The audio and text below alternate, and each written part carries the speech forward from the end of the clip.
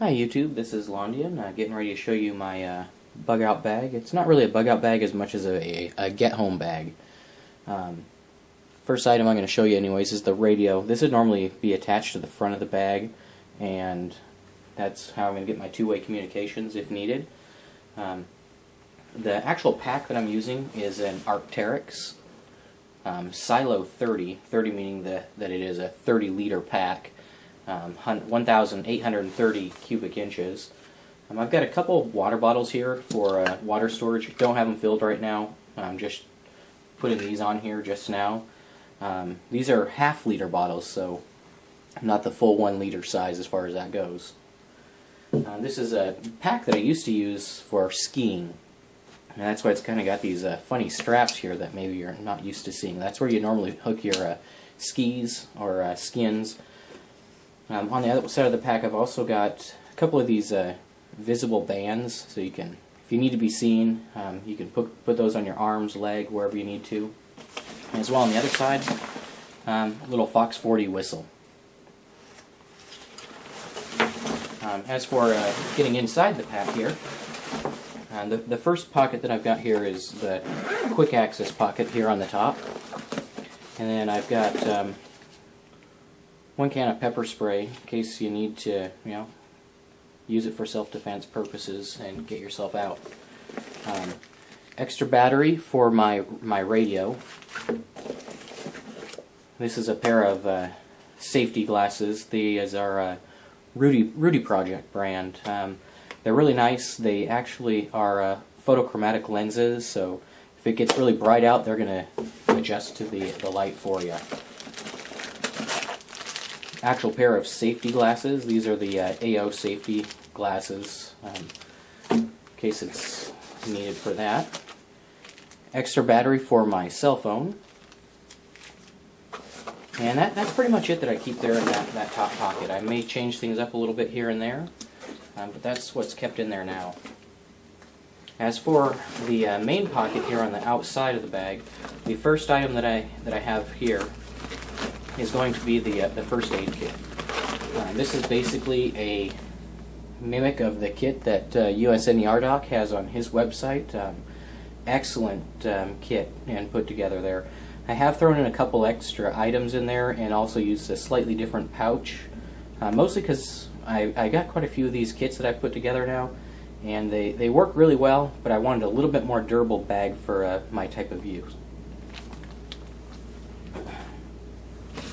This is an extra dry bag, just one of the fold-over types made by C2 Summit, and I've got a couple of these inside holding other items as well.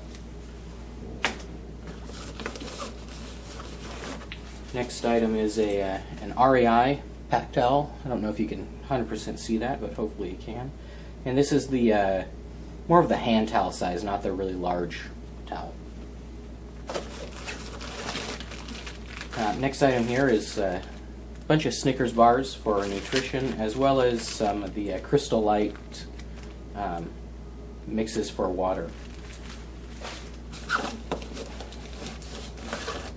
And then we've got toilet paper and some wipes inside here.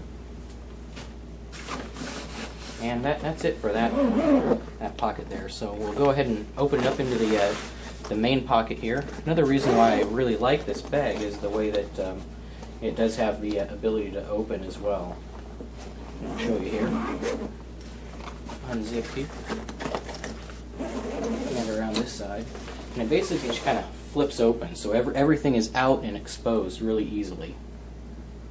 One of the other safety items there is one of the, these are the N95 masks, if you can see that there, and these are AOSafety. I've decided to keep them inside the packet that they come in so they don't get squished, but there are 2 of these masks inside here. Next item is one of the Adventure Medical Kits, B.O.B sacks. This is the older one. I've had this one around for a long time, so most everything in here is old, retired gear that I just don't use anymore in my main backpacking bags. This is a large MSR water bladder. I want to say that this one is about 8 liters, so it holds quite a bit of water. Little Kelty cord that I've attached on there. It makes it easy for hanging anyway, so you can hang it and get the water out. And the next item here, and this is just a little pouch that I put together. It's another one of the Sea to Summit bags, using making sure everything is waterproof. You know, we live in a very, very wet area here in Washington State, so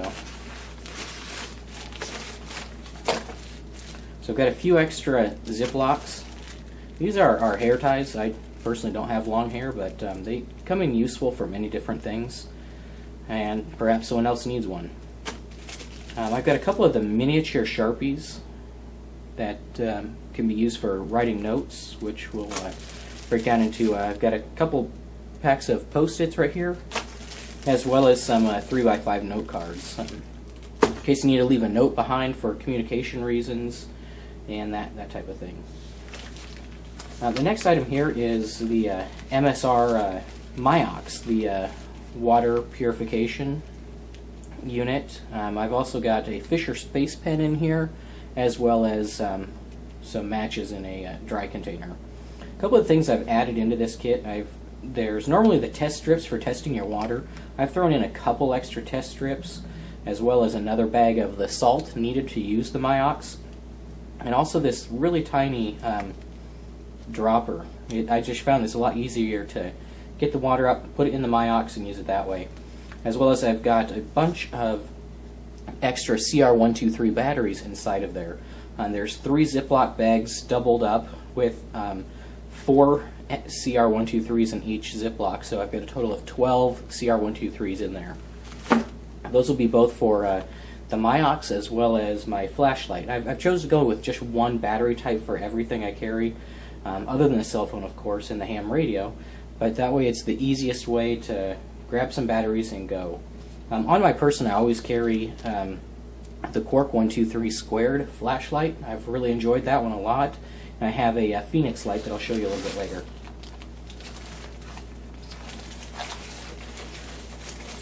Inside the next dry bag here, just carrying a couple of the more basic emergency items. These are some hand warmers. I think I've got about 4 to 6 of them in there.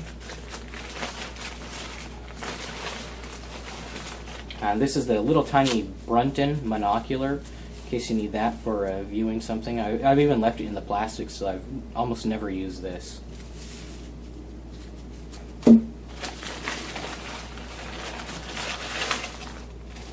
Miniature sewing kit. Notice everything's kind of doubled up as far as the waterproof bag plus then in Ziplocs. A lot of it's just for organizational purposes, but it also helps for water. Although these bags will wear down and they will eventually get holes in them and not be waterproof at all.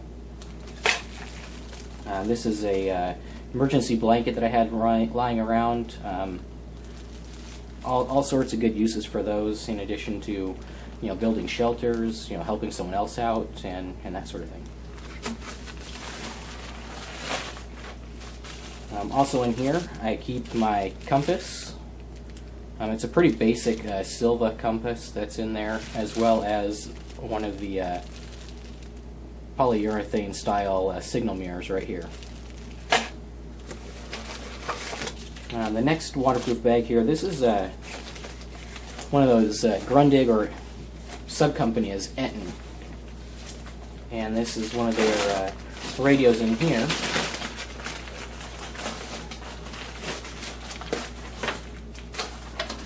And this is the mimic of the Red Cross one, although it doesn't say Red Cross on it. It's just a black radio, crank style plus solar on the top, flashlight. And then on the back you do have headphones, as well as USB charging ability for your phone or whatever else you may need to charge that would be USB compatible. In this bag here is where I keep my tool type items that may be needed. I've only got one double up as far as the tools go, and I figured you could use one for a hammer if you needed to, and one for actually prying, because sometimes you'll need to use more than just one, but these are just cheap Stanley little crowbars and pry bars. They each have a little hammer piece right there, taped up the ends so they don't puncture the bags, because they're actually quite sharp.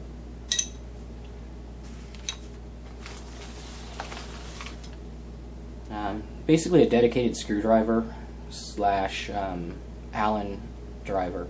It's got a couple different tips on the end there. The other one's wrapped up inside the end. And then a dedicated piece of cutting tools. Really small Stanley hacksaw for cutting something if needed.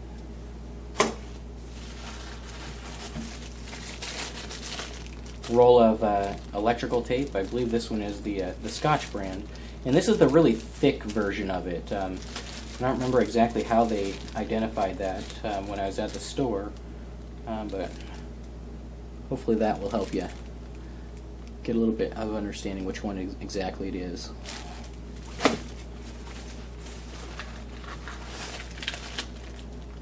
This is a dedicated razor along with extra blades in there.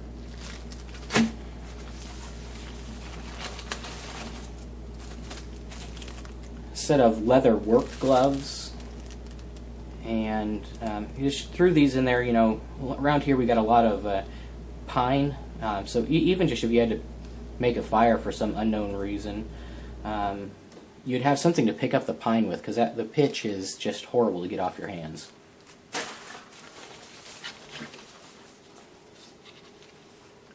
This is a knife that I've used for quite a few years.